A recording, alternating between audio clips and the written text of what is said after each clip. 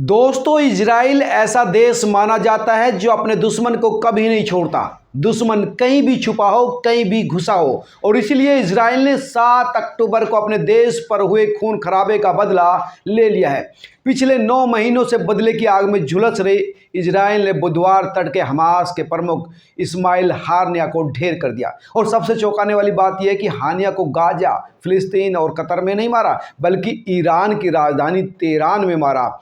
Hamas ने खुद अपने बयान जारी करके कहा कि हमारे चीफ की मौत हो गई है। दरअसल हमास चीफ इस्माइल हानिया 30 जुलाई को ईरान के नए राष्ट्रपति मसूद पेजिशियान के शपथ ग्रहण समारोह में शामिल हुए थे, और इसी दौरान हानिया ने ईरान के सर्वोच्च नेता अयतुल्लाह अली खamenei से भी मुलाकात की थी। इसके अगले दिन ही यानी बुधवार को सुबह सवेरे इजराइल ने उस घर को ही उड़ा दिया जिसमें इस्माइल हानिया ठहरा हुआ था। ईरान के इस्लामिक रेवोल्यूशनरी गार्ड कार्प्स यानी IRGC ने बयान जारी करके कहा है कि हमला तेहरान में हानिया के ठिकाने पर हुआ। इसमें हमास चीफ के साथ साथ उनका एक बॉडीगार्ड भी मारा गया। दरअसल दोहा में रहता था हमास चीफ हानिया, लेकिन वो लगातार मूवमेंट करता रहता था। फिलिस्तीनी संगठन हमास की कई राजनीतिक इकाइयाँ हैं जो राजनीतिक, फौजी और सामाजिक कामकाज संभालती है। हमास की नीति एक कंसल्टिंग बॉडी तय करती है। इसका मुख्यालय गाजिया पट्टी में है। अब तक हमास की कमान इस्माइल हानिया के हाथों में थी, जो इसका चेयरमैन था। उसने 2017 में खालिद मेशान के उत्तराधिकारी के रूप में काम करना शुरू किया था। वो कतर की राजधानी दोहा में रहता था और वहीं से हमास का कामकाज देखा करता था। दरअसल मिस्र ने उसके गाजा आने जाने पर भी रोक लगा रखी थी। पिछले दिनों ही उसके 3 बेटों को भी इजराइल ने ढेर कर दिया था। अप्रैल 2024 की ही बात है जब इजराइल के सुरक्षा बलों ने हानिया के तीनों बेटे को मारा था। हानिया के जो 3 बेटे थे वो थे आमिर, हमेजा और मोहम्मद, जो गाजा में आतंकी गतिविधियों को अंजाम देते थे।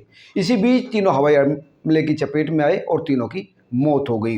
आपको बता दें दोस्तों, इजराइल और हमास के बीच जंग 7 अक्टूबर 2023 को शुरू हुई थी। तब हमास ने इजराइल पर हमला कर दिया था जिसमें 1200 लोग मारे गए थे।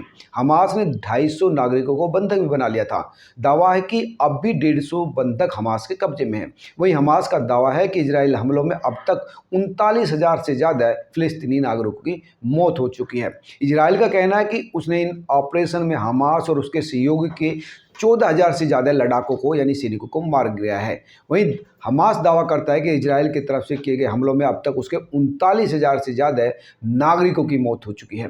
हमास चीफ इजराइल हानिया का मारना इजराइल के लिए एक बड़ी सफलता है, क्योंकि यही था जो हमास को ऑपरेट करता था, और इसने ही 7 अक्टूबर 2023 को इस हमले को अंजाम दिलवाया था। और इसमें इजराइल पर मिसाइल और रॉकेट से बड़ा हमला किया गया था जिसमें इजराइल के दर्जनों लोगों की मौत हो गई थी और 250, जैसे मैंने बताया था, कि वो बंधक बना लिए थे। और उसके बाद इजराइल ने युद्ध का ऐलान कर दिया था और तब से अब तक हमास और इजराइल के बीच जंग जारी है। लेकिन 7 अक्टूबर का बदला इजराइल ने ले लिया है। इजराइल हानिया को मारकर वो लगातार कतर में निर्वासित जीवन जी रहा था, जहां पर अल जजीरा का मुख्यालय है। हानिया के भाई सहित उसके परिवार के 14 लोग भी 2023 अक्टूबर में मारे गए थे जब इजराइल ने हमला किया था। और सबसे बड़ी बात है कि उसने ईरान की राजधानी तेहरान में घुसकर हमास प्रमुख को मारा है। ये बड़ी बात है। और अब ये देखना होगा कि हमास प्रमुख को ईरान में मारने के बाद क्या हालात होती है, क्योंकि ईरान भी चुप बैठने वाला नहीं है। अब ये जंग समाप्त होगी या और बढ़ेगी, ये देखना होगा, क्योंकि ईरान जरूर पलटवार करेगा। तो अब ये देखने वाली बात होगी कि जंग क्या मोड़ लेती है, किस करवट की तरफ जाती है।